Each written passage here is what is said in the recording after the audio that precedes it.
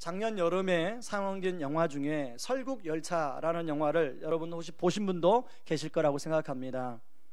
이 영화의 줄거리가 이렇습니다. 기상이변으로 온 꽁꽁 얼어붙은 지구, 살아남은 사람들 태운 기차 하나가 이제 끊임없이 달리고 있습니다. 춥고 배고픈 사람들이 살아가는 빈민굴 같은 꼬리칸, 그리고 상류층 사람들이 살아가는 가장 앞칸, 그 안에 수십 칸의 열차가 있는데 거기에는 인간이 평등하다는 게 존재하지 않습니다. 기차가 달리기 시작한 17년째 도저히 꼬리칸 사람들 이렇게는 살 수 없다, 우리도 앞칸으로 좀 가보자. 그래서 반란을 일으킵니다. 드디어 기차의 심장의 엔진을 장악하고 꼬리칸을 해방시키고 마침내 기차 전체를 이제 장악하고 마지막으로 가장 앞칸에 이제 앞칸을 장악하게 되었는데, 창문을 내다보니까 지구, 꽁꽁 얼었던 지구가 녹기 시작합니다. 생명체들이 살아나기 시작해요. 더 이상 기차 안에 살 필요가 없죠. 그렇게 영화가 끝납니다. 그 영화가 많은 사람들의 공감을 일으켰는데, 그 공감을 일으킨 이유를 보니까 이게 마치 우리가 살아가는 그런 세상과 참 비슷하게 설정을 했다. 그래서 많은 사람이 공감하는 것 같습니다. 무려 930만 사람들이 그 영화를 보았습니다. 기차의 가장 앞에는 그 월푸도라는 사람이 자기의 권력을 유지하고 지키기 위해서 온갖 사람들을 억압하고 핍박하는 그런 내용이 영화 전반적에 그려져 있습니다. 그 영화에 그 유명한 대사가 있는데요, 그 월푸도의 그 바로 밑에서 일하는 그 여자가 하나 나오는데요, 그 사람 이름이 메이슨입니다. 이 메이슨이 유명한 말을 하죠. 제가 한번 인용했습니다. 신발은 모자가 될 수 없다. 왜냐? 태어날 때부터 서로가 있어야 할 위치가 정해져서 태어났기 때문이다. 내가 모자고 너희들은 신발이다. 그래서 나는 앞칸에 살고 너희들은 꼬리칸에 사는 것이다. 그러니 서로의 자리를 지켜라. 이게 메이슨이 꼬리칸 사람들한테 하는 이야기입니다. 그런가 하면요, 그 꼬리칸에 사는 한 아버지가 이제 자기 아이가 그 앞칸에 사는 사람들한테 빼앗깁니다. 그러니까 너무 화가 난 나머지 신발을 들어가지고 그 메이슨이라는 여자에게 던집니다. 그랬더니요, 그 던진 것 때문에 어떤 형벌을 받냐면, 오른팔을 이제 기차 밖으로 팔을 내놓고 7분간 있게 합니다. 여러분, 꽁꽁 얼어붙은 밖에 팔을 내놓으니까 팔이 꽁꽁 얼어붙지 않겠습니까? 그러고 나서 팔을 가져와서 망치로 팔을 때리는 그런 장면이 나옵니다. 팔이 부서지죠. 온갖 그 사악한 인간의 모습이 그 영화에 참 장면마다 나오고 있습니다. 여러분, 제가 왜 이 영화가 생각났냐면, 오늘 이 말씀을 준비하는데 한 단어가 제 마음에 떠나지 않는 겁니다. 패역한 세대. 이 패역한 세대라는 40절에 나오는 이 패역한 세대라는 말이 제 마음에서 떠나질 않는 거예요. 여러분, 그 당시에 베드로가 그 사람들에게 패역한 세대라고 이야기했던 것은, 여러분, 하나님이 인류를 구원하시기 위해서 예수님을 보내주셨어요. 그러면 당연히 예수님을 도와서 이제 인류를 구원하고 하나님 나라를 만들어야 될 사람들은 바로 이스라엘 사람들이었어요. 그런데 그런 이스라엘 사람들이 그 예수님을 거부하고 예수님의 말씀을 듣지도 않고 오히려 예수님을 십자가에 못 박고 그렇게 자기의 권력만 유지하는 일에 온통 힘을 기울이더라는 것입니다. 그러니요, 당연히 베드로가 볼 때 그런 사람들은 패역한 세대예요. 여러분, 사실은 이런 인간의 모습을 성경의 구약 성경에 우리 하나님이 이미 말씀하고 있습니다. 여러분, 예레미야 17장 9절에 보면요, 이렇게 예레미야가 얘기합니다. 만물보다 거짓되고 심히 부패한 것은 마음이라 누가 능히 이를 알리오마는. 사실 인류는 죄를 지은 이후로 하나님을 대적해서 패역한 길을 걸어왔어요. 하나님 뜻과는 다르게 자신의 고집대로 자신의 생각대로 하나님을 대적하며 살아왔습니다. 사실 이런 측면에서요, 우리가 살고 있는 시대, 패역한 시대 마찬가지예요.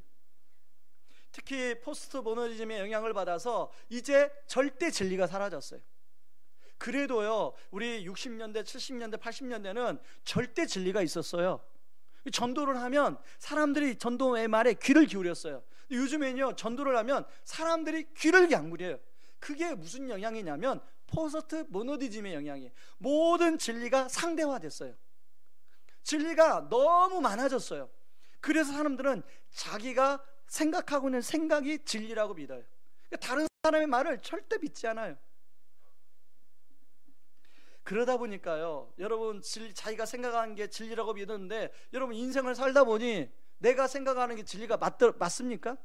그게 안 맞죠. 그러다 보니까 당연히 마음이 허전해지는 거예요. 뭔가 진리라는 것은 어떤 일을 겪더라도 그 진리가 증명되는 게 진리 아닙니까? 그런데요, 내가 진리라고 그동안 믿고 살아왔는데 인생을 살아가면 살아갈수록 그 진리가 아니라는 것이 느껴지니까 사람들이 허무해져요. 그러니까 사람들의 관심이 온통 어디에 쏠려 있냐면 돈과 쾌락에 쏠려 있더라는 거예요. 여러분, 지난주 중에 애플의 최고 경영자 CEO가 팀 쿡이라는 사람인데, 그 사람이 커밍아웃을 했습니다. 우리 어르신들은 혹시 커밍아웃이 뭔지를 혹시 모르셔서 제가 다시 설명해 드리겠습니다. 커밍아웃은 나는 동성애자입니다, 이걸 공공연하게 사람들 앞에 드러내는 걸 커밍아웃이라고 얘기합니다. 사실은 이제까지 뭐 영화배우 이런 사람들이 나는 동성애자입니다 이렇게 커밍아웃을 했지만, 한 기업의 CEO, 그것도 전 세계에 영향력을 미치는 CEO가 커밍아웃을 한 것은 처음이에요. 제가 이 팀 쿡이 커밍아웃하고 과연 전 세계 언론들이 어떻게 반응을 하나 제가 유심히 좀 살펴봤습니다. 그랬더니요, 두 부류로 나눠지더라고요. 보수적인 반응을 하는 부류가 있고요, 또 그 팀 쿡의 그런 커밍아웃에 대해서 굉장히 잘했다, 참 용기 있는 행동이다 라고 축혀 세우는 그런 언론들이 있더라고요. 특히요, 이런 미국 대통령 클린턴, 대통령을 겸했던 클린턴, 팀 쿡 같은 사람이 우리나라에 있으니까 그 대단한 것이다, 진짜 잘했다, 용기 있는 행동이다, 이렇게 이야기를 하더라는 거예요. 저는요, 사실 우리 어른들, 저 같은 어른들은 이제 팀 쿡이 커밍아웃을 하든 말든 아무 상관이 없어요. 그게 영향을 안 받습니다. 영향 안 받죠? 영향 안 받으시죠, 그죠? 그런데요, 저는 우리가 자라나는 청소년들, 그런 영향을 미치는 그런 CEO가 그런 말을 하면 우리 청소년들에게 미치는 영향이 얼마나 클까, 목회자로서 걱정이 좀 되더라고요. 여러분, 그런가 하면요, 여러분, 그 미국에 성희롱 퇴치단체인 훌러백이라는 단체가 있답니다. 이 단체에서 그 성희롱을, 얼마나 성희롱이 심한지 이 실험을 하는 게 있었습니다. 한 아가씨가 이제 뉴욕 거리를 걸어가는데 10시간을 혼자 걸어가요. 그런데 10시간 걸어가는 동안에 성희롱을 몇 번 당하냐면 108번 당해요. 여러분, 우리나라는 아직 이 정도는 아니야 라고 생각할 수 있지만요, 여러분, 우리나라가 지금 뉴욕을 따라가요. 모든 패션이, 모든 문화가 지금 뉴욕을 따라가고 미국을 따라가고 있어요. 여러분, 우리는 머지않아 그렇게 될 상황에 놓일까봐 염려가 있어요. 그러므로 오늘 40절에 나오는 패역한 세대에서 구원을 받으라, 이 베드로의 말이 바로 그 당시에 해당되는 사람들에게 말이기도 하지만 바로 우리에게도 해당이 된다는 것입니다. 여러분, 인간은 이미 죄로 인해 타락해서 인간 스스로 자신을 구원할 수가 없어요. 세상에 어떤 것도 인간을 죄로부터 구원할 수 있는 게 없어요. 그래서 하나님이, 그런 인간을 창조하신 하나님이 또 아비의 심정으로 긍휼한 마음으로 내버려두면 멸망의 길로 걸어가니까 우리 하나님이신 예수님이 직접 내려오신 거예요. 그래서 모든 인간의 죄를 대신 다 안고 십자가에 못 박히신 거예요. 그리고 사망 권세, 죽음의 권세를 이기시고 부활하신 거예요. 그걸 잘 이야기해 주는 말씀이 요한복음 3장 16절이에요. 같이 한번 읽어봅니다. 시작. 하나님이 세상을 이처럼 사랑하사 독생자를 주셨으니 이는 그를 믿는 자마다 멸망하지 않고 영생을 얻게 하려 하심이라. 여러분, 우리 하나님이 이런 구원계를 가지고 만든 공동체가 바로 교회예요. 교회가 그 역할을 하도록 하나님이 교회를 만드셨어요. 그리고 교회가 처음 만들어진 게 우리가 지금 살펴보고 있는 사도행전 2장이에요. 특별히 여러분 오늘 사도행전 2장에 42절부터 47절까지 나오는 모습은 바로 교회의 가장 교회다운 모습이라고 성경학자들이 이야기하는 내용입니다. 여러분 특별히 47절에 보면요, 온 백성에게 칭송을 받았다 이렇게 나옵니다. 저는요, 우리 한국에 있는 5만여 교회가 이 사도행전 2장 47절에 나오는 것처럼 온 백성에게 칭송받는 교회가 되기를 바랍니다. 그런데요, 오늘날 한국교회 현주소 사도행전의 교회 모습과는 거리가 멉니다. 물론 그 중에는 좋은 교회가 있어요. 그럼에도 불구하고 이 교회에 대한 이미지가 많이 실추되어 있는 게 사실이에요. 보통 좋은 교회를 건강한 교회 이렇게 이야기합니다. 저 역시도 그런 말을 참 많이 사용했습니다. 그런데요, 이 말씀을 준비하다가 건강한 교회? 이런 말이 옳을까? 갑자기 그런 생각이 제 안에 들었습니다. 왜냐하면요, 여러분 하나님이 세상과 분리시켜서 교회를 거룩하다고 하셨고 그렇게 교회를 세우셨는데 어떤 교회는 건강하지 않은 교회, 어떤 교회는 건강한 교회 이렇게 나누는 것이 모순 아닙니까? 그럼에도 불구하고 이미 사람들이 그렇게 나누고 있으니까 그렇다면 우리 교회가 건강한 교회가 되기 위해서는 어떻게 할 것인가? 여러분 건강한 교회 담임 목사 혼자 만든다고 건강한 교회 되지 않습니다. 건강한 교회는요, 모든 성도님들이 한 마음으로 그렇게 만들어갈 때 건강한 교회가 되는 거예요. 저는 그런 생각을 하다가요, 건강한 교회가 되려면 우리 한 사람 한 사람이 건강한 그리스도인이 되어야 우리 교회가 건강한 교회가 된다는 생각을 하게 되었습니다. 그렇다면 나 자신은 과연 건강한 그리스도인인가? 우리가 지금 예배드리는 우리 성도님들 각자는 지금 건강한 그리스도인인가? 여러분 우리가 육체적으로도 건강한지 건강하지 않은지를 알려면 건강진단, 건강검진을 받아봐야 합니다. 여러분 내가 컨디션이 좋다고 그래 나 건강해 이렇게 말할 수 없잖아요. 컨디션 아무리 좋아도 건강검진 하다 보면요, 저는 늘 건강검진하면 걸리는 게 있습니다. 이놈의 인격이 문제예요. 인격.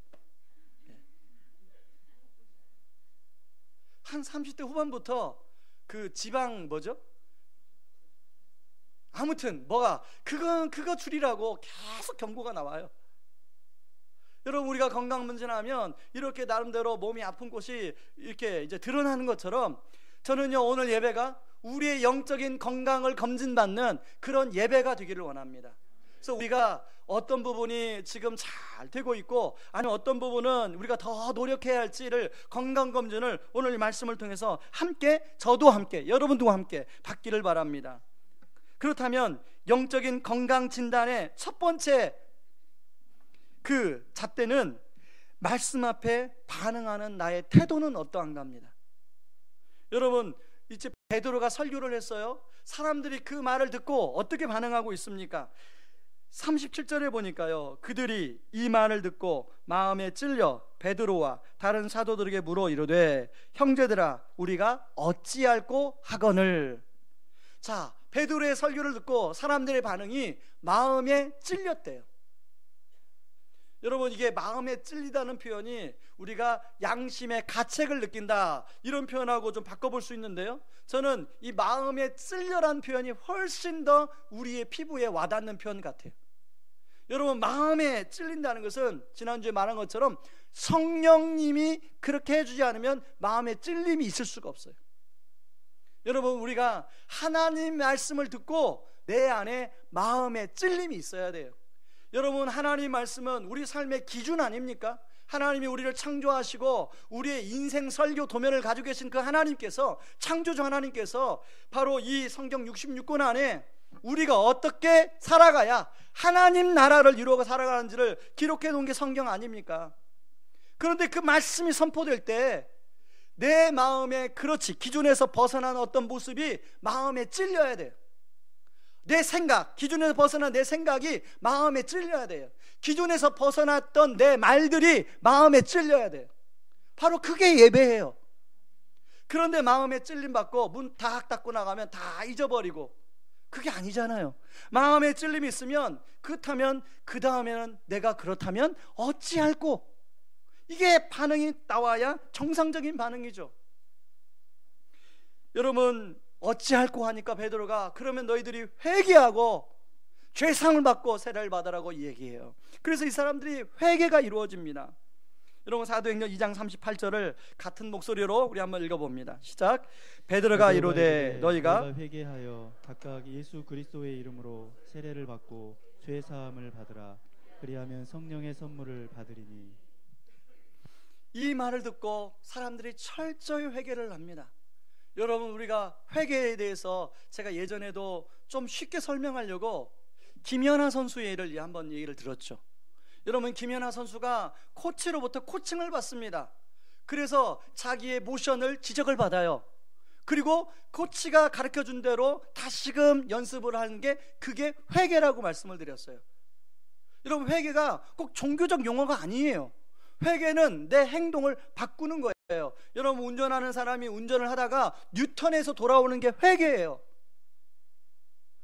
제가 예를 하나 들겠습니다. 여러분 제가 최근에 그 목사님들하고 교제를 한다고 제가 여러분들한테 말씀을 드렸습니다. 근데 한 목사님이 본인은 새벽 기도를 드리고 그 집으로 가지 않는다는 거예요.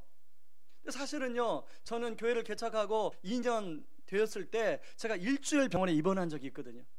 혼자 뭐 북치고 장구치다 보니까 몸에 무리가 왔나 봐요. 생각지도 않은 임파선이 부어서 이제 병원에 꼼짝없이 일주일에 입원해 있었습니다. 그러고 나서요 제가 생각한 게 뭐냐면 야 이거 목회 잘못하다가는 이게 죽는 거구나. 선배들이 우리 그 목사님 선배 목사님들이 야 건강을 돌보면서 목회해야지 그 말이 실감이 되더라고요. 그때부터요 제가 야 좀 살살해야겠다. 좀 피곤하면 이제 새벽기도 끝나고 집에 가서 좀 잤다가 나오고 그래야겠다. 그렇게 했습니다. 그런데요 그 목사님 얘기를 듣고 그 목사님은 교회를 개척해서 지금까지 새벽기도 드리고 바로 자기 사무실에 와서 또 말씀을 읽고 또 부족한 기도를 하고 또 부족한 책들을 보고 그런 시간을 갖는다는 거예요. 그 목사님 얘기를 들으니까 제 안에 다시 도전이 일어나기 시작하는 거예요. 그때부터요 제 안에 새벽기도 끝나고 집으로 가려고 하면 그 목사님 말씀이 떠오르는 거예요.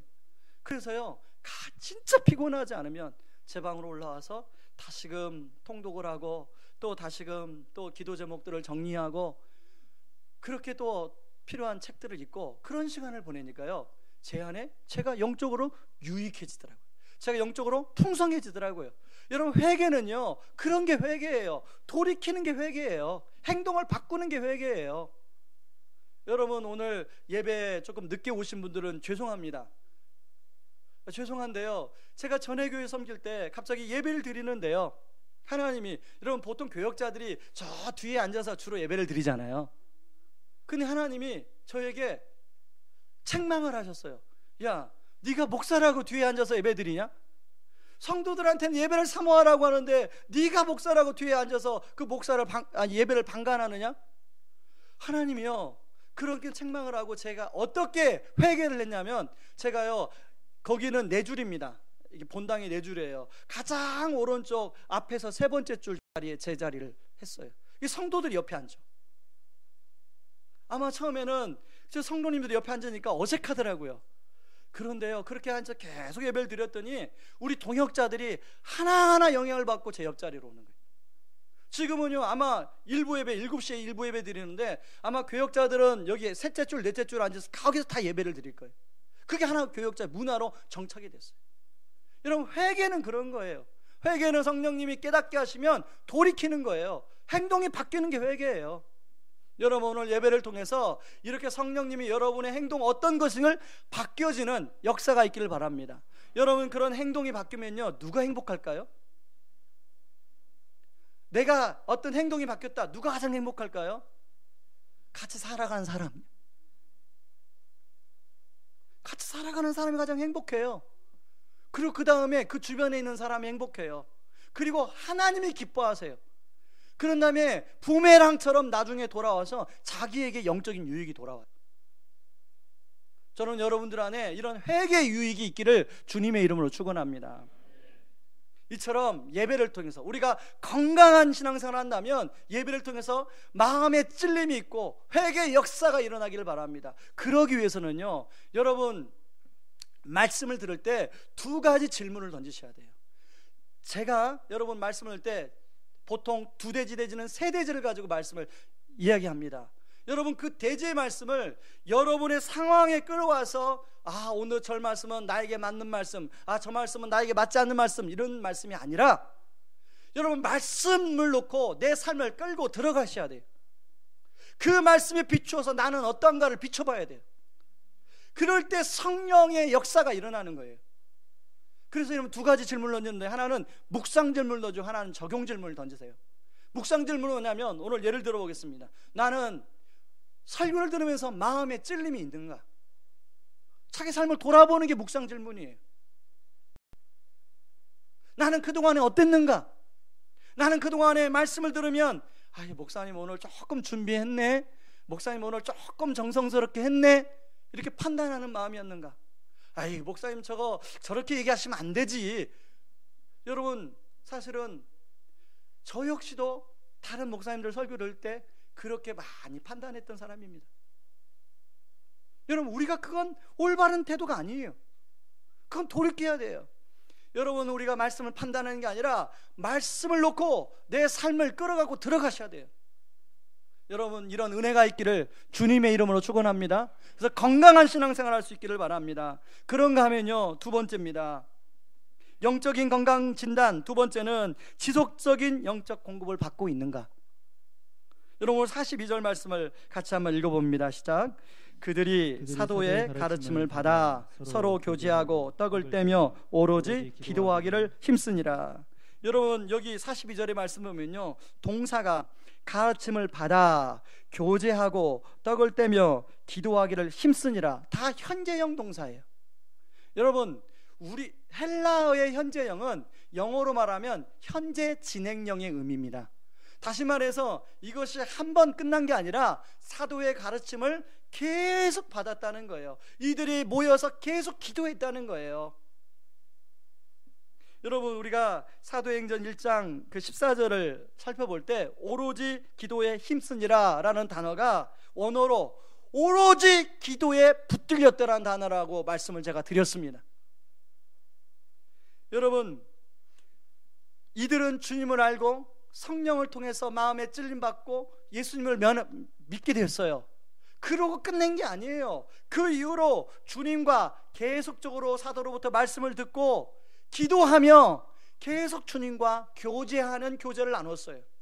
여러분 우리가 영적으로 건강한 신앙생활을 하기 위해서는 그냥 일주일에 한 번 주일에 와서 찬양하고 말씀 듣고 기도하고 끝내면 안 되고, 여러분의 일상 속에서 매일매일 삶 속에서 주님과의 교제가, 주님으로부터 공급이 있어야 되는 줄 믿습니다.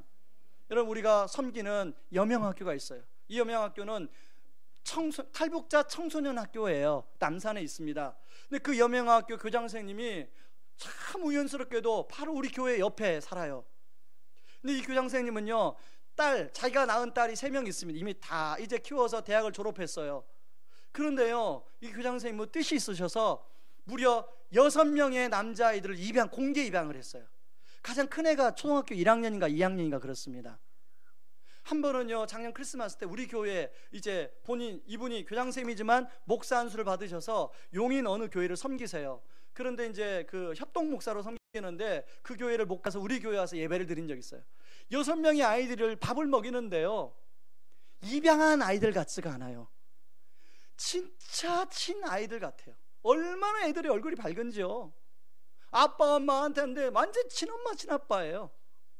한 번은요, 저희 집에 뭐가 있어가지고 이제 그 댁이 바로 저희 집 옆에 사니까 갖다 드리려고 그 집에 갔습니다. 여름이었는데요, 목사님도 교장 선생님도 런닝샷으로 있고 애들은 다 팬티 파렴으로 있고 뭐 교장 선생님 무릎 위에 앉아있고 뭐 얼굴을 비비는 애, 또 막 가슴에 파고드는 애, 양쪽에 파고드는 애, 그러고 있더라고요. 여러분 그 아이들이 왜 이렇게 밝을까요? 분명히 그 아이들이 지금 우리 아빠 엄마가 우리를 직접 낳아준 아빠 엄마가 아니라는 걸 알아요. 공개 입양을 했으니까. 공개 입양이라는 것은 아이들도 알려요. 아이들에게 그런데 진짜 어떤 친아빠와 친엄마보다 훨씬 더 사랑을 많이 받고 있는 것을 제가 느껴지더라고요. 왜 그럴까요? 교장선생님이나 사모님이 내가 직접 낳은 아이들이 아니기 때문에 더 많은 관심과 사랑을 주셨을 거예요. 여러분, 우리 하나님도 마찬가지예요. 우리는요, 예수 그리스도로 인해서 우리는 공개 입양된 사람들입니다. 여러분, 다시 한번 말씀입니다. 여러분, 우리는요, 저와 여러분요, 예수 그리스도로 인해서 공개 입양된 사람이에요. 하나님의 자녀로 공개 입양된 사람이에요. 어떤 분은 모태신앙으로 신앙생활 하시면, 목사님 나 모태신앙인데요. 여러분, 모태신앙도 마찬가지. 저도 모태신앙입니다. 여러분, 어머니 태중에 있을 때 우리가 예수를 믿게 됐지만 그 전에부터 우리는 예수 그리스도의 보혈로 공개 입양이 된 사람들이에요. 그러니까요, 하나님 입장에서 틈만 나면 우리한테 사랑해주고 싶은 거예요. 틈만 나면 우리와 교제하고 싶은 거예요. 틈만 나면 우리와 함께 대화하고 싶은 거예요. 여러분, 그 마음 아십니까? 그런데요, 우리는요, 하나님이 우리와 그렇게 사랑을 나누고 싶고 교제하고 싶은데 우리가 거부해요. 하나님 잠깐만요, 저 바쁘거든요. 하나님 잠깐만요, 저 이게 더 즐겁거든요.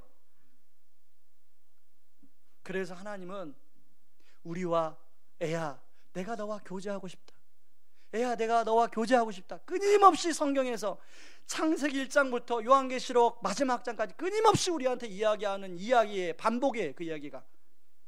여러분, 그 중에 하나가요, 요한복음 15장 4절 5절입니다. 같이 한번 읽어볼까요? 시작.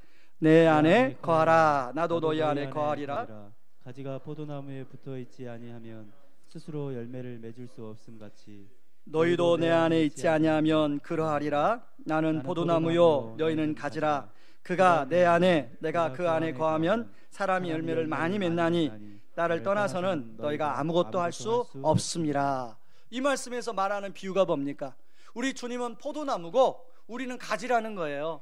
가지가 포도나무에 잘 붙어 있어야만이 열매를 맺을 수 있다는 거예요. 그래서 너는 내 안에, 나는 너 안에 그렇게 거했으면 좋겠다 하는 게 주님의 말씀 아닙니까? 그런데 어느 날 가지가요, 이제 포도나무를 심은 주인한테 찾아가서 주인님, 저요 이 포도나무에 붙어 있으려니까 힘들어요.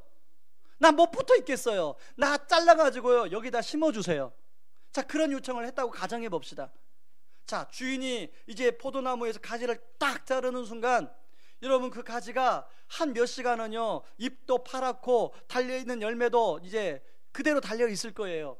그런데요, 하루가 지나고 이틀이 지나고 3일이 지나면 나뭇잎은 메마르게 돼 있고요, 그리고 그 붙어있던 조그만 열매도 떨어지게 돼 있어요. 우리는 그런 존재예요. 우리는 포도나무로부터 떨어지면 말라버려 밖에 버리워질 수밖에 없는 가지예요. 그렇기 때문에 우리가 어떻게 해야 돼요? 우리 이런 가지가 포도나무신 주님께 탁 달라붙어 있어야만이, 계속적으로 주님의 진액이 공급되어야만이 우리는 많은 열매를 맺을 수가 있어요. 저는 우리 교회 성도님들이 주님께 지속적으로 붙어 있음으로 말미암아 여러분이 원하는, 여러분이 바라고 소망하는 많은 열매들이 맺어지기를 주님의 이름으로 축원합니다. 여러분, 미국의 유명한 목사님 빌 하이벨스르 목사님이 있습니다. 그 목사님이 너무 바빠 기도합니다 라는 책을 썼어요.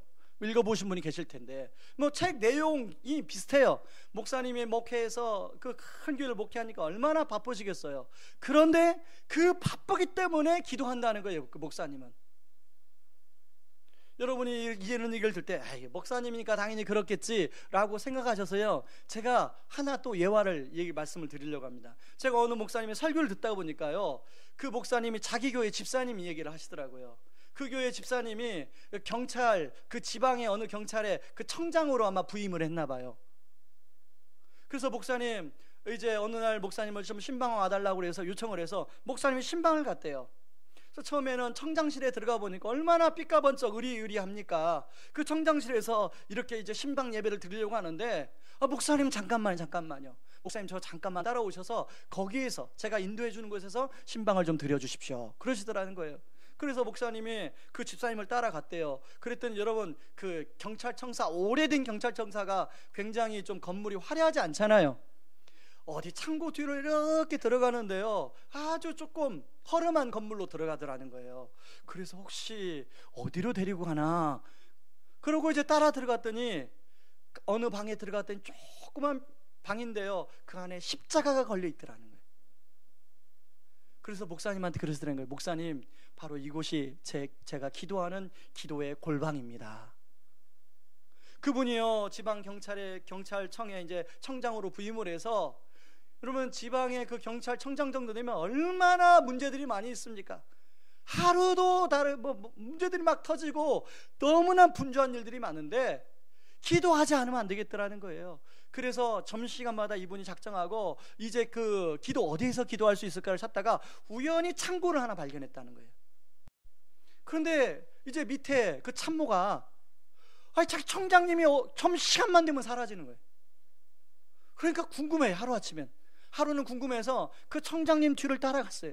그랬더니 청장님이 저 창고 같은 데 들어가서 무릎 꿇고 기도하더라는 거예요. 그래서 그 다음 날은 가서 자기가 깨끗하게 치워주고 십자가를 거기다 달아놨다고. 목사님이 거기서 신방 예배를 드리는데 참 은혜가 있더라고. 그러면서 이제 그 설교를 인용해서 말씀하는 걸 제가 들었습니다. 여러분, 우리가 사실 우리 현대인들 너무 바쁘고 분주하잖아요.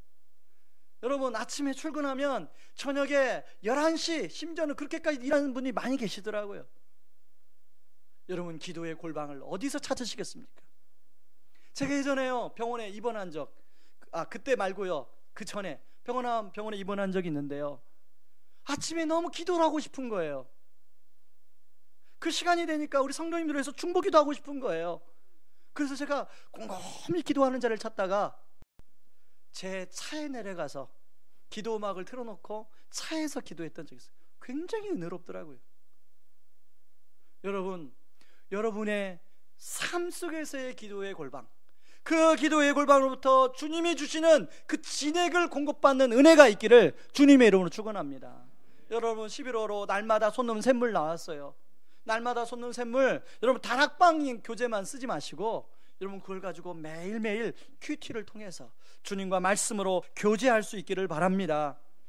그런가 하면요, 세 번째, 우리가 영적인 건강진단, 공동체가 주는 영적인 유익을 누리고 있는가. 여러분, 신앙생활은 하나님과 나와의 관계 맞습니다. 그런데 그것은 50% 설명이에요. 신앙생활은 하나님과 나와의 관계뿐만 아니라 공동체와의 관계예요. 그래서 우리가 신앙생활을 건강하게 하려면 하나님과 이런 예배를 통해서 관계를 잘 갖고 은혜를 받는 것도 참 필요하고, 더불어서 우리 공동체 안에 들어가서 형제자매들과 교제하면서 받는 은혜가 필요합니다. 그걸요 42절에 보면 서로 교제하고 떡을 떼며 기도에 힘썼더라. 46절에 더 구체적으로 나오는데요, 같이 읽어봅니다. 시작. 날마다 마음을 같이하여 성전에 모이기를 힘쓰고 집에서 떡을 떼며 기쁨과 순전한 마음으로 음식을 먹고. 자, 성전에서도 모였으며 집에서 떡을 뗐다니, 가정별로 돌아가면서 떡을 떼며 교제했다는 거예요. 여러분, 이게 바로 우리가 하는 다락방 아닙니까? 성전에서도 모이고 가정별로 돌아가면서 모여서 소그룹끼리 모여서 함께 기도하고 서로 이야기를 들어주면서 함께 울고 웃고. 저는 교회는요, 전 세 가지 기둥이 있다고 생각합니다. 교회의 세 가지 기둥이 뭐냐면, 첫 번째 기둥은 예배라는 기둥이에요. 그래서 우리가 예배를 정성스럽게 드리려고 고민해요. 저 교역자들도 고민하지만 여러분들도 예배를 잘 드리기 위해서 정말로 잘 준비하셔야 돼요. 토요일부터 준비하셔야 돼요. 그렇게 해서 예배가 잘 드려져야 돼요. 그런가 하면요, 두 번째 기둥이 뭐냐면 바로 여러분, 우리 교회는 그걸 다락방이라고 하는데 소그룹이라는 기둥이에요. 이 소그룹 공동체에 들어가서 함께 정말로 내 삶을 나누고 말씀으로 삶을 비추며 서로를 위해서 함께 기도해 줄 수 있어야 돼요. 그 서로를 말씀으로 치유하고 회복할 수 있어야 돼요. 그런가 하면 세 번째 기둥은 훈련이라는 기둥이에요. 훈련이라는 기둥은 양육과 훈련으로 나누어지는데 우리 교회 전체적으로 주보에 보면 잘 나와 있습니다. 그 중에서 우리 두 번째 기둥, 이 소그룹이라는 기둥, 저는요 지난번에도 소그룹의 중요성에 대해 말씀할 때 제가 그런 소그룹의 은혜를 받은 사람이라고 여러분 말씀을 드렸습니다. 그렇기 때문에 제가 받은 은혜가 얼마나 큰지를 알기 때문에 저는 우리 교회 성도님들이 그 소그룹에 들어가서 그 은혜를 한 사람도 놓치지 않길 바라는 마음이 있어요. 제가 그래도 이렇게 여러분들한테 설교하고 목사다운 목사가 되기까지는 그동안에 저를 사랑하고 아껴줬던 소그룹 안에서 동역자들이, 많은 성도님들이 그 소그룹 안에서 저를 격려해주고 세워주고 또 제 이야기의 아픔을 들어주고 같이 울어주고 웃어주고, 그렇기 때문에 제가 치유돼서 이 정도 목회를 하는 거예요. 만약에 제가 여러분 10년 전에 제 모습으로 여러분 만났다면 저는 목회 못합니다. 그런데 그런 소그룹에서 같이 제 허물을 벗어내고 같이 또 그분들의 허물을 벗어내면서 함께 그러면서 저도 모르게 제 안에 치유가 일어났어요. 저도 모르게 제 안에 회복이 일어났어요. 저는 우리 교회 모든 다락방마다 그런 은혜가 있기를 바랍니다. 그러기 위해서 두 가지가 필요한데요. 하나는 뭐냐면, 먼저 소그룹에 아직 서먹서먹한 성도님들이 계실 거예요. 저 이해를 합니다. 그런 분들은요 조금만 마음을 여세요. 많이도 열지 마시고 여러분이 조금만 마음을 여세요. 그런가 하면요 기존의 소그룹을 이루고 있는 우리 성도님들, 그런 분들이 더 잘 적응할 수 있도록 활짝 마음을 열어주세요. 아멘 하시겠습니까? 네. 그럴 때요 그 안에서 성령이 역사하는 소그룹이 되는 거예요. 성령이 정말로 역사하는 그런 소그룹이 우리 안에서 일어나기를 원해요. 저는 그것 때문에 연구하고 계속 기도하고 있어요. 여러분, 지난주에 이제 말씀을 어제 준비하고 있는데요, 우리 청년부 한 자매가 제 목양실 문을 똑똑 놓고 하고 있는 거예요. 그래 들으라고 그랬더니 이 자매가 이제 20대 중반입니다. 그런데 자기가 다니던 대학을 이제 적성이 안 맞아서 내려놓고 자기 적성을 맞아서 진짜 가고 싶은 대학 이제 지금 준비하고 있어요. 수능을 이제 시험을 봤어요. 수시 시험을 봤어요.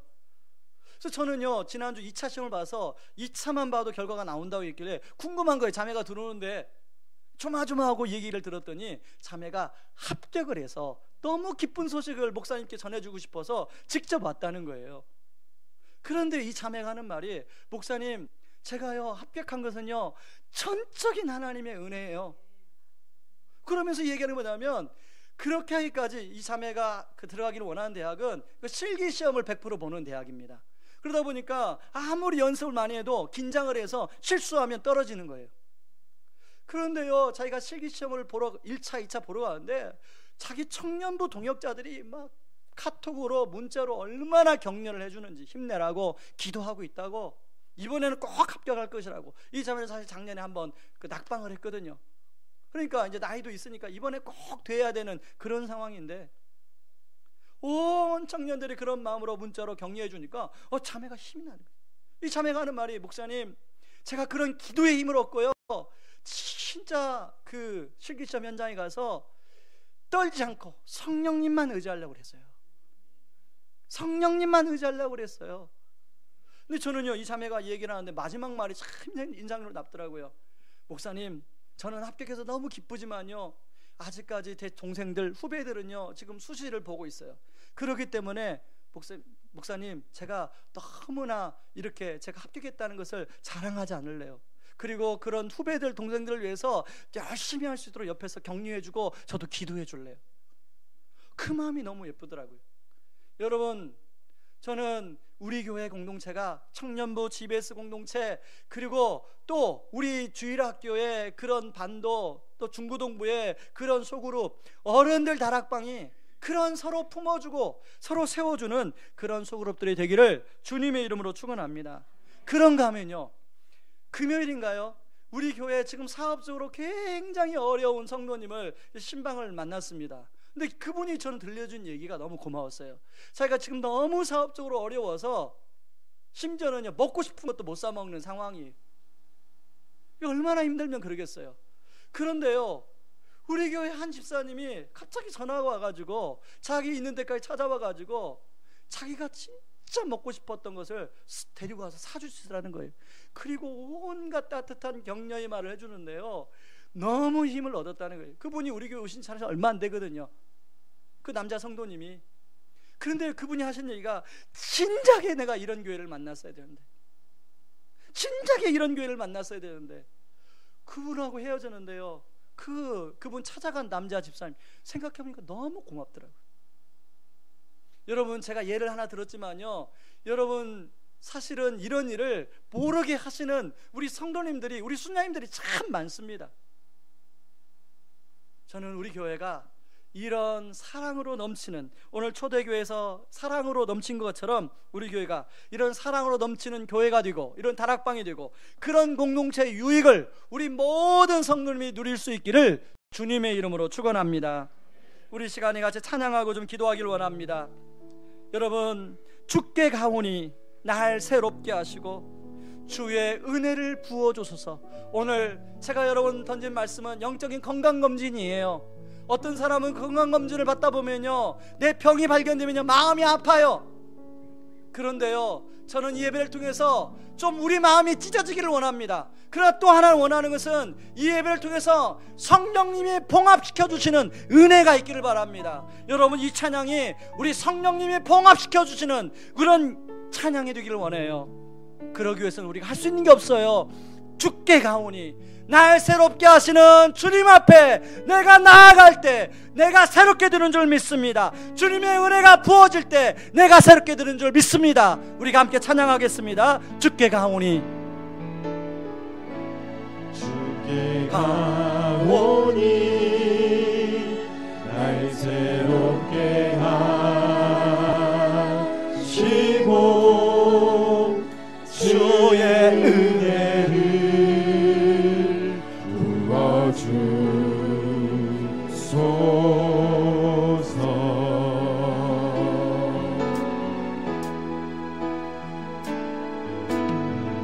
내 안에 발견한 나의 연약함 모두 벗어지리라. 주의 사랑으로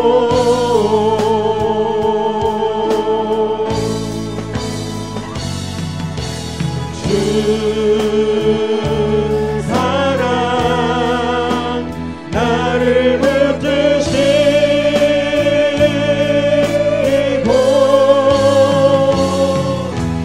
주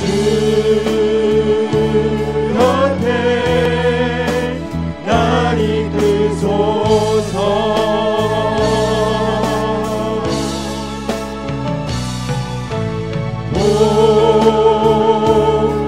목소리 향해 쳐올라가는 나 주님과 함께 일어나 걸으리. 주의 사랑으로 나의 눈 열어, 나의 눈 열어 주를 보게 하시고 주를 보게 하시고 주의 사랑을 알게 하소서. 주의 사랑을 알게 하소서. 매일 나의 삶에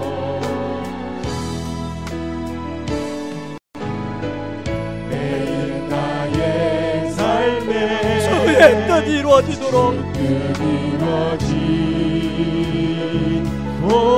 새롭게 하소서. 새롭게 하소서. 주의 사랑으로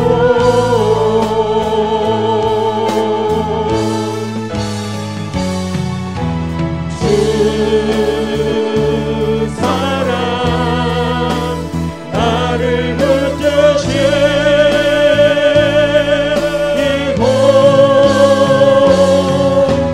주 곁에 날 이끄소서.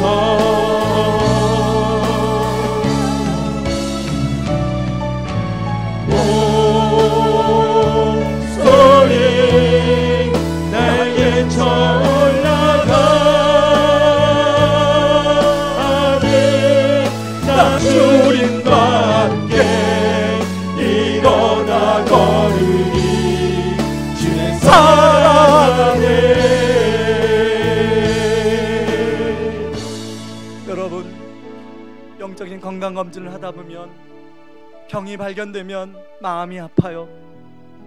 하나님 그것 때문에 괴롭습니다. 그러나 성령의 봉합 수술이 이루어지면 그것처럼 기쁜 게 없어요. 그것처럼 감사한 게 없어요. 그것처럼 날갯짓하면 날아갈 것 같은 기분이 드는 게 없어요. 우리 성도님들 안에 그런 은혜가 주어지기를 원합니다. 하나님 아버지, 오늘 영적인 건강검진을 통하여 아버지 다시 한번 나의 연약함을 보게 되었습니다. 아버지 말씀 앞에 올바른 반응하게 하여 주시옵소서. 아버지 지속적인 영적 공급받게 하여 주시옵소서. 아버지 내가 마음의 주권문을 열고 아버지 공동체 안으로 더 들어가서 아버지 공동체에서 주는 유익을 누리게 하여 주시옵소서. 우리 같이 한번 기도하며 나아가기를 원합니다. 기도하겠습니다. 고마우신 하나님 아버지, 고맙고 감사합니다. 아버지 하나님, 아버지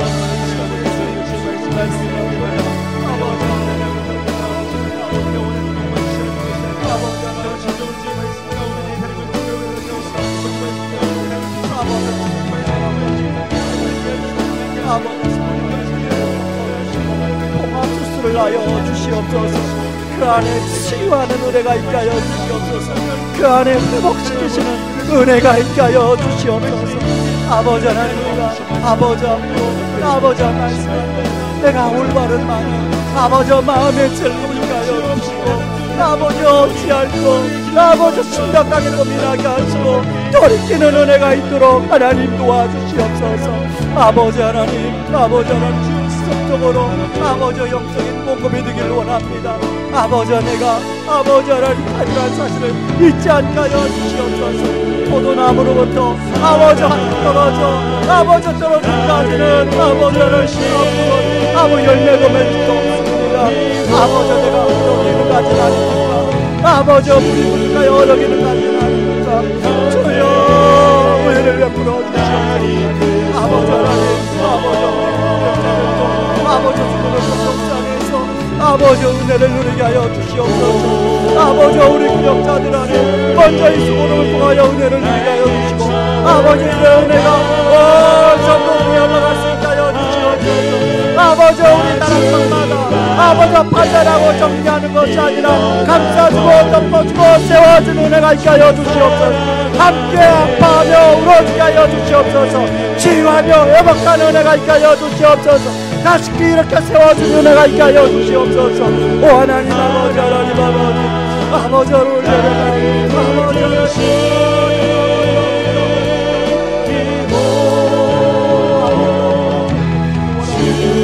아버지 하나님 우리가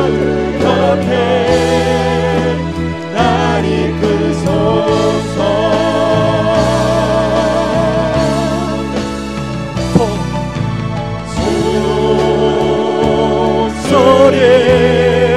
날개쳐 올라가는 나 주님과 함께 일어나 걸으리 주의 사랑 안에. 한 번 더 독수리 날개치며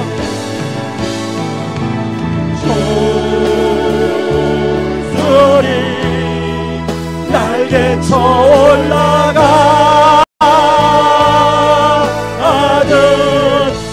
주님과 함께 일어나 걸으리 주의 사랑 안에. 하나님 아버지 그렇습니다. 우리가 주님께 가까이 나아갈 때 주님의 사랑으로 우리 허물이 덮어질 때 그 안에 우리가 새롭게 되어지는 놀라운 성령의 봉합수술이 있는 줄 믿습니다. 하나님 아버지, 하나님 말씀 앞에 하는 올바른 반응하는 우리가 되게 하여 주시옵소서. 하나님 지속적인 영적인 공급을 받는 우리가 되게 하여 주시옵소서. 하나님 우리가 포도나무로부터 떨어진 가지는 열매를 맺을 수 없다는 사실을 인지하게 하여 주시고 하나님 나의 목마름이 포도나무로부터 떨어졌기 때문에 그러지 않은지를 점검할 수 있도록 도와주시사 다시금 포도나무에 접붙임 반에는 은혜가 있게 하여 주시옵소서. 그 포도나무이신 주님으로부터 진액이 공급되게 하여 주시옵소서. 하나님 우리 소그룹 공동체, 우리 교회 공동체가 주는 유익을 우리가 누리기를 원합니다. 우리 서로 경계심들을 조금씩 풀고 마음을 열어 서로 함께 울어주고 웃어주는 그런 공동체가 되게 하여 주시옵소서. 지금은 우리를 죄에서 구원하시기 위해 자신을 친히 십자가에 내어주신 그 크신 우리 주 그리스도의 은혜와 아들을 내어주면서까지 우리를 사랑하신 하나님의 다함없는 사랑하심과 지금도 우리를 위하여 친히 기도해 주시고 동행하여 주시는 성령님의 은혜가 주기적인 영적인 건강을 진단하고 체크하여 말씀 앞에 올바른 반응을 하고 지속적인 주님과 교제를 이루며 공동체 유익을 누리기를 간절히 원하는 모든 성도님들과 가정들 위해 이제로부터 영원까지 항상 함께하기를 주님의 이름으로 축원하옵나이다. 아멘.